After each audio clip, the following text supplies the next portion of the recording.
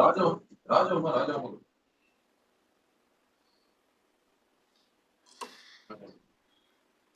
என்ன இந்த இடத்துல கொண்டு வந்து நிப்பாட்டின தேவனுக்கு கொடக்கொடி சிஸ்டம். யூஸ்வலாக நம்ம இது எதுக்கு பயன்படுத்துவோம்? தேவனை பற்றி தெரிஞ்சுக்கிறதுக்கு, தேவனுடைய சத்தியத்தின்படி, நீதியின்படி, கற்பனையின்படி, அவருடைய வழிகாட்டுதலின்படி நடக்கிறதுக்காக நம்ம இது தெரிஞ்சுக்கிறோம், இதை படிக்கிறோம், அப்படி தானே? இது ஒரு உபகரணமாக பயன்படுத்துகிறோம், ரைட்டா? தேவனை தொடர்பு கொள்றதுக்கு, தேவன்கிட்ட பேசுகிறதுக்கு நம்ம என்ன பண்ணுவோம்? ஜெபம் பண்ணுவோம், ரைட்டா? ஸோ எனக்கு ஒரு ஸ்டோரி சொல்லணும். இதில் கேரக்டர் வந்துட்டு அப்பா பையன். அப்பா வந்துட்டு எப்படின்னு சொல்லியாச்சுன்னா, ஒரு பெரிய போலீஸ் ஆஃபீஸர், ரொம்ப ஹையர் பொசிஷனில் இருக்கிறவங்க தான். அவங்க வந்துட்டு எப்படின்னு சொல்லியாச்சுன்னா, அந்த ஏரியாலேயே வந்துட்டு எல்லா பீப்புள்ஸும் அவர் நல்லா மதிப்பாங்க. அவரை வந்துட்டு ஒரு கெத்து மாதிரி, எப்படின்னா அவர் எல்லா விஷயத்துலையும் நல்லா யோசித்து செய்வார். ஏதாச்சும் ஒரு கேங்கு வந்துட்டு க்ரியேட் ஆனால் கூடாலையுமே அது கெட்ட விஷயத்தை ஒழிச்சு நல்ல விஷயத்துக்கு அவர் கொண்டுட்டு வருவார். எல்லாமே பர்ஃபெக்ட்னா அவர் வருவார். ஆனால் அவர் என்ன ஒன்று செய்வார்னா, எடுத்தோன்னு என்ன ஒரு சின்ன விஷயம்னாலும் ஜெபம் பண்ணுவார், கடவுள்கிட்ட ஜெபம் பண்ணுவார். அந்த வேலை முடிஞ்சிச்சா ஜெபம் பண்ணுவார். சாப்பிட்றாங்களா, ஒரு இடத்துக்கு வெளியே போகிறாங்களா, கடவுளே நான் வெளியே போகிறேன், என்னை பார்த்துக்கோங்க, என்னை வழி நடத்துங்க அப்படின்னு சொல்லிட்டு ஜெபம் பண்ணுவார். திரும்ப வந்து சேர்ந்துட்டாங்களா, நான் பத்திரமா வந்து சேர்ந்ததுக்கு நீங்கள் தான் காரணம், நன்றி ஏசப்பான்னு ஜெபம் பண்ணுவார்.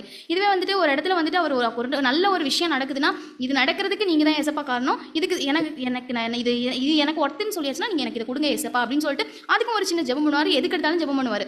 இதை வந்துட்டு தன்னுடைய மகனுக்கும் சொல்லி கொடுத்துருக்காங்க. அது மட்டும் இல்லாமல் கடவுளை பற்றியும் சொல்லி கொடுத்துருக்காங்க, வேலை சம்மந்தமாகவும் தன்னுடைய மகனுக்கு சொல்லி கொடுத்துருக்காங்க. ஆனால் அவங்க மகனுக்கு வந்துட்டு இது பிடிக்கல.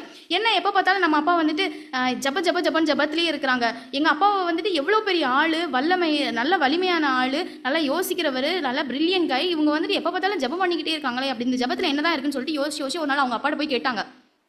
அவங்க அப்பா என்ன சொல்கிறாங்கன்னா, ஒன்றுமே சொல்ல. அவங்க அப்பா வந்துட்டு அவங்க ஒர்க்கிங் பிளேஸ்க்கு அவங்க பையனை கூட்டிகிட்டு போயிட்டு ஒரு புல்லட்டை வந்துட்டு பையன்ட்ட காட்டுறாங்க. இது என்னன்னு தெரியுமான்னு கேட்குறாங்க.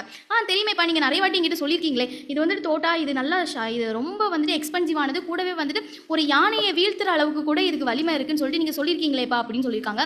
உடனே அவங்க அப்பா என்ன பண்ணுறாங்க, ஒரு ஆப்பிள், அந்த புல்லட் ரெண்டையுமே எடுத்துகிட்டு என்ன பண்ணுறாங்கன்னா, இந்த போலீஸ் ஆஃபீஸர்லாம் ட்ரெயின் பண்ணுறதுக்கு கிரவுண்ட் இருக்கும், அங்கே கூட்டிகிட்டு வராங்க. ஒரு பாறையில் ஆப்பிளை வச்சுட்டு, அந்த தோட்டாவை வச்சு நீ அந்த ஆப்பிளை வந்துட்டு அடிக்கணும், அந்த ஆப்பிள் வந்துட்டு நீ அட்லீஸ்ட் அந்த ஆப்பில் வந்துட்டு நீ எரியணும் அப்படின்னு சொல்கிறாங்க.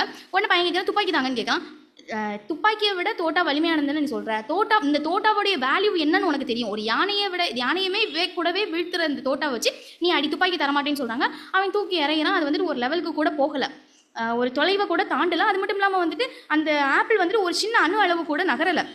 ஸோ அவங்க அப்பா என்ன சொல்கிறாங்கன்னா, நீ எவ்வளவுதான் திறமையும் வலிமையும் இருந்தாலும் கர்த்தருடைய பாதத்தில் காத்திருந்து புறப்படலைன்னு சொல்லியாச்சுன்னா, ஒரு சின்ன காரியத்தில் கூட நீ வெற்றி பெற முடியாது. கர்த்தர்கிட்ட ஜெபம் பண்ணிவிட்டு நீ அவர்கிட்ட எல்லாம் ஒப்படைச்சிட்டு போகலைன்னா, ஒரு சின்ன இதில் கூட நீ வெற்றி பெற முடியாது. துப்பாக்கி இல்லைன்னா அந்த புல்லட்டுக்கு வந்துட்டு வேல்யூ இல்லை. அதே மாதிரி தான் வந்துட்டு நீ எந்த தான் வந்துட்டு முயற்சி பண்ணாலும் ஜெபத்தோடு ஆரம்பிக்கலைன்னா அதுக்கு ஒரு வேல்யூவே இல்லைன்னு சொல்லிட்டு அவங்க அப்பா சொல்லிக் கொடுக்குறாங்க. இதே மாதிரி தான் நம்ம பைபிள்லேயும் நிறைய கேரக்டர்ஸ் பார்க்குறோம். ஆபிரகாம் ஒரு மகனுக்காக ஜெபம் பண்ணார், இஸ்மவேலுக்காக. எலியாசா தன் பிரயாணத்துக்காக ஜெபம் பண்ணாங்க, ஈசாக்கு தன் மனைவிக்காக ஜெபம் பண்ணாங்க, ரெபேக்கா பிரசவத்துக்காக, யாக்கோபு, மோசே, ஆரோன், யோசுவா, மனோவா, சிம்சோன், அன்னாள், அப்புறம் தானியேல், இது மாதிரி நிறைய கேரக்டர்ஸ் நம்ம பார்க்குறோம். இந்த ஜெபம் வந்துட்டு எதுக்காக நமக்கு இதாகுது? எதுக்கு நம்ம ஜெபம் பண்ணுறோம்? நம்ம தேவைக்காக நம்ம கடவுள்கிட்ட கேட்குறோம். நமக்கு ஒரு கஷ்டம் வந்தால் கடவுள்கிட்ட கேட்குறோம். இதுவே வந்துட்டு ஏதாச்சும் ஒரு ஆபத்து நேரத்தில் ஏன் ஏசப்பா எனக்கு இப்படி பண்ணுறீங்க அப்படின்னு சொல்லிட்டு கேட்குறோம். இன்னொன்று வந்துட்டு இப்போ ஒரு ஃபெஸ்டிவலுக்கு நம்ம கிளம்பிட்டு இருக்கோம், ரொம்ப க்ளோஸ் ரிலேட்டிவ் போயே ஆகணுங்கிற சிச்சுவேஷன், சின்னதாக காலில் அடிபட்டு போக முடியாத சிச்சுவேஷன் ஆயிடுச்சு. உடனே நம்ம கடவுளை திட்டோம். நான் எவ்வளோ ஆசையோடு கிளம்பியிருந்தேன், எவ்வளோ டிப்டாப்பாக ரெடி ஆயிருந்தேன், ஆனால் வந்துட்டு எனக்கு இந்த மாதிரி ஆகிட்டேன்னு சொல்லிட்டு நம்ம கடவுளை திட்டோம், ரைட்டா? ஆனால் நம்ம யோசிக்க மாட்டோம், இந்த சின்ன அடி கடவுள் கொடுத்துருக்காங்கன்னா பெருசாக ஏதோ ஒரு விஷயத்துலேருந்து நம்மளை காப்பாற்றிருக்காங்கன்னு நம்ம யோசிக்க மாட்டோம். எல்லாருமே நான் சொல்லலை, ஒரு சில பேர் நம்ம யோசிக்க மாட்டோம். இந்த சின்ன அடியை கொடுத்து பெரிய விஷயத்துலேருந்து நம்மளை காப்பாற்றிக்காங்க. அப்போ நம்ம நெகட்டிவ்லேருந்து நம்ம அதை பாசிட்டிவாக எடுத்துக்கணும். அப்போ நம்ம கடவுளுக்கு அந்த இடத்துல நம்ம சொல்ல மாட்டோம், நன்றி சொல்ல மாட்டோம். கடவுளே ஏதோ ஒன்று நடக்க இருந்திருக்கு, நீங்கள் என்னை காப்பாற்றிட்டீங்கன்னு சொல்லிட்டு நம்ம நன்றி சொல்ல மாட்டோம் கடவுளுக்கு. லூசிஃபர் ஸ்டோரி நம்ம எல்லாருக்குமே தெரியும், சரியா? லூசிஃபர் வந்துட்டு எவ்வளோ பேர், அவர் ஒரு ஆர்கேஞ்சல், எல்லா ஏஞ்சல்ஸ்லையுமே அவர் தான் வந்துட்டு ஹெட்டு, தலைமை தாங்குறாரு, ரொம்ப அழகும் ஐஸ்வர்யமாக இருக்கிறாங்கன்னு சொல்லிட்டு நம்ம படிக்கிறோம். அவருக்கு வந்துட்டு சின்னதாக ஒரு ஸ்பார்க் தட்டுச்சு. என்னது? கர்வம்ங்கிற ஸ்பார்க். அவர் வந்துட்டு நான் கடவுளோடவும் மேலு, கடவுளுக்கு லெவலாக கூட சொல்லுது, நான் அவரை விடவும் மேலு அப்படிங்கிற மாதிரி அவர் அந்த கர்வம், நான் அவ்வளோ அழகாக இருக்கேன், எனக்கு அவ்வளோ அறிவு இருக்குது, நான் அவ்வளோ புத்திசாலி, நான் எல்லாரை விடவும் மேலுங்கிற மாதிரி அந்த கர்வத்தினால அவருடைய விளைவு என்னன்னு நமக்கு தெரியும். அவர் தனக்குன்னு ஒரு கூட்டத்தை சேர்த்தாரு, போர் எடுத்தார். ஸோ அந்த போரில் தோற்று போய் பூமியில் விழுந்தார். அதுக்கப்புறம் நிறைய விஷயங்கள் நடந்துச்சு, நமக்கு எல்லாருக்குமே அந்த ஸ்டோரி தெரியும். ஸோ இதில் இந்த ஜபம் வந்துட்டு எதுக்கு? ஜஸ்ட்டு நம்ம தேவையை நம்ம கிட்ட கடவுள்கிட்ட கேட்கறதுக்கு மட்டுமா? இல்லை. கடவுள் வந்துட்டு நமக்கு என்ன சித்தம் வச்சுருக்காங்கன்னு நம்ம தெரியணும். அந்த இப்போ நம்ம தேவையை மட்டும் கேட்காம கடவுள் நமக்கு கொடுக்குறாரு, அதுக்கு நன்றி சொல்லணும். சிலது வந்துட்டு 2 டைப் இருக்குது. ஒன்று வந்துட்டு கேட்ட உடனே நடந்துடும், சிலது வந்துட்டு கொஞ்ச நாள் போக விட்டு நடக்கும். அதாவது இப்போ நம்ம ஒன்று கேட்குறோன்னா அதுக்கான நேரம் காலம் வரும்போது கடவுளுக்கு தெரியும், இதை வந்துட்டு இவனுக்கு இப்போ கொடுத்தா சரியாக இருக்கும்னு தெரியும். அந்த நேரத்தில் நம்ம தருவாங்க, தர வேண்டிய நேரத்தில் கரெக்டாக தருவாங்க. ஆனால் நமக்கு உடனே கிடைக்கலன்னா திரும்பவும் திட்ட ஆரம்பிச்சிருவோம், யோசிக்க மாட்டோம், நிறைய விஷயங்கள் யோசிக்காமல் திட்ட ஆரம்பிச்சிடும். ஸோ இதை நம்ம வந்துட்டு கொஞ்சம் அவாய்ட் பண்ணிக்கணும். கடவுளுடைய நம்மளை இந்த உலகத்தில் படைச்சிருக்காங்க, எத்தனையோ விஷயங்கள்லேருந்து நம்மளை காப்பாற்றிருக்காங்க. தன்னுடைய ஒரே மகனான தேசுவை வந்துட்டு இந்த உலகத்துக்கு தந்து நமக்கு ஒரு எடுத்துக்காட்டாக வாழ்ந்து காட்டிட்டு போயிருக்காங்க. வாழ்ந்து காட்டினது மட்டும் இல்லாமல் நாம செஞ்ச பாவத்துக்காண்டி அவர் வந்துட்டு சிலுவையில் அரைஞ்சாங்க. அப்போ இதெல்லாம் எதுக்காண்டி? நம்ம அவ்வளோ செய்கிறோம், அவ்வளோ பாவம் செய்கிறோம், நமக்கு கீழ்ப்படிய மாட்டோம், நிறைய தப்பு செய்கிறோம், எல்லாத்தையும் நமக்காண்டி சகிச்சுக்கிட்டு நம்ம பிள்ளை வந்துடும், நம்ம பிள்ளை திரும்பி வந்துடும், திருந்திரும், நமக்கு ஏற்ற பிள்ளையா வந்துடும், நம்ம சித்தத்தை செய்யறதுக்கு திரும்ப வரும்னு சொல்லிட்டு கடவுள் காத்துக்கிட்டு இருக்காங்க. ஸோ அப்போ வந்துட்டு தேவனுடைய சித்தம் தான் என்ன, இந்த உலகத்தில் நமக்கு கொடுக்கப்பட்ட வேலை என்ன, தேவனுடைய சித்தம் என்னன்னு சொல்லிட்டு நம்ம யோசிக்கணும். 2 பேதுரு 3:9 ஒருவன் கெட்டு போகாமல் எல்லாரும் மனம் திரும்ப வேண்டும் என்பதே தேவனுடைய சித்தம்னு சொல்லியிருக்காங்க. இன்னொன்று வந்துட்டு எபேசியர் 5:17 ஆவியில் நிறைந்திருப்பது தேவனுடைய சித்தம் சொல்லியிருக்காங்க. அப்புறம் எபேசியர் 5:18 வந்துட்டு வசனங்களில் மதியற்றவர்களாக இராமல் கர்த்தருடைய சித்தம் இன்னதென்று உணர்ந்து கொள்ளுங்கள் அப்படின்னு சொல்கிறாங்க. இப்போ வந்துட்டு உலக வாழ்க்கையில் வந்துட்டு நமக்கு எல்லாமே தெரியும்போம். ஆனால் வசனத்தை படிக்கிறோம், அதுபடி நடக்கிறோமான்னு நம்ம பார்க்கணும். வசனங்களில் மதியற்றவர்களாக இராமல் கர்த்தருடைய சித்தம் இன்னதென்று உணர்ந்து கொள்ளுங்கன்னு சொல்கிறாங்க. அதே மாதிரி 4வது இன்னொன்று விஷயம் என்னன்னா, பரிசுத்தம் உள்ளவர்களாக வேண்டும் என்பதே தேவனுடைய சித்தம்னு சொல்லியிருக்காங்க.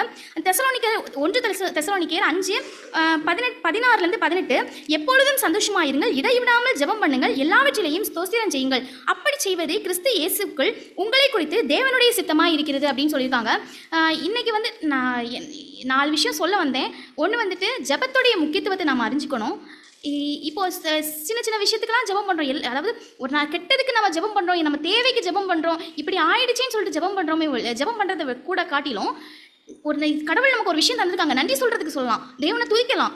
அது மட்டும் இல்லாமல் ஒரு நெகட்டிவ் விஷயம் நடக்குன்னு சொல்லியாச்சுன்னா அது பாசிட்டிவாக எடுத்துக்கலாம். இங்கே இது ஒன்று நடக்குன்னா வேறு இதுலேருந்து நம்மளை காப்பாற்றிருக்காங்க, வேறு ஏதோ பெரிய விஷயம் நடக்க இருந்திருக்கு, அது அப்போது இந்த நெகட்டிவையும் நம்ம பாசிட்டிவாக எடுத்துக்கணும். இன்னொன்று லூசிஃபர் ஸ்டோரியில் வந்துட்டு அவருக்கு ஒரு சின்ன ஸ்பார்க் தான் தட்டுச்சு. அந்த கர்வங்கிற ஸ்பார்க்குனால அவருடைய லைஃபை எந்த மாதிரி ஆயிடுச்சு நம்ம எல்லாருக்குமே தெரியும். ஸோ கடவுள் வந்துட்டு நமக்கு வந்துட்டு 2 வழி கொடுப்பாங்க. அதாவது நமக்கு இப்படி பிரச்சனை இருக்கே கடவுளைன்னு சொல்லிட்டு நம்ம கடவுள்கிட்ட கேட்குறோம், அதுக்கான வழியை கடவுள் செய்வாங்க. அந்த பிரச்சனையை தீர்த்து வைக்க மாட்டாங்க, அதுக்கான வழியை நமக்கு சொல்லுவாங்க. அது கெட்டதாக எடுத்துக்கிறதும் நல்லதாக எடுத்துக்கிறதும் நம்ம கையில் தான் இருக்குது. நல்ல வழியில் போகிறதும் கெட்ட வழியில் போகிறதும் நம்ம கையில் தான் இருக்குது. So be positive. லூசிஃபர் அவர் சின்ன விஷயத்தில் தவறிட்டாரு, அது மாதிரி நமக்கும் அந்த வாய்ப்பை கொடுக்குறாங்க கடவுள். அதை வந்துட்டு தவறாமல் கரெக்டாக பயன்படுத்த பார்க்கணும். இன்னொன்று தேவ சித்தம் என்னன்னு நாம தெரிஞ்சுக்கணும். நமக்கான இந்த உலகத்தில் நம்மளுடைய வேலை என்னன்னு நம்ம தெரிஞ்சுக்கணும். இப்போ நான் இன்னைக்கு வந்துட்டு ஒரு லெசன் 2 லெசன் படிச்சிருக்கேன். நான் இன்னைக்கு சர்ச்சில் 2 லெசன் படிச்சிருக்கேன். இல்லை எனக்கு யாரோ ஒருத்தங்க நல்ல விஷயம் எனக்கு சொல்கிறாங்கன்னா அதை எடுத்துட்டு நான் எனக்கு மட்டும் வச்சுக்காம இன்னும் 4 பேருக்கு போயிட்டு சொல்லணும். ஏன்னா உலகத்துக்கு வெளிச்சமாக இருங்கன்னு சொல்லியிருக்காங்க, இன்னும் 4 பேருக்கு சொல்லணும். அவங்க வந்துட்டு இன்னும் 4 பேருக்கு சொல்லுவாங்க. இது மாதிரி வந்துட்டு கடவுளுடைய செய்தியை வந்துட்டு நற்செய்தியை வந்துட்டு நம்ம இன்னும் ஸ்ப்ரெட் பண்ணணும். நமக்கு தெரிஞ்ச விஷயத்தை இன்னும் 4 பேருக்கு வந்துட்டு சொல்லணும். ஏன்னா இந்த இடத்துக்கு கொண்டு வந்த கடவுளுக்கு கொடக்கொடி சொசம் தேவனுடைய நாமம் மட்டுமே பரிசுத்தப்படுவதாக. ஆமென்.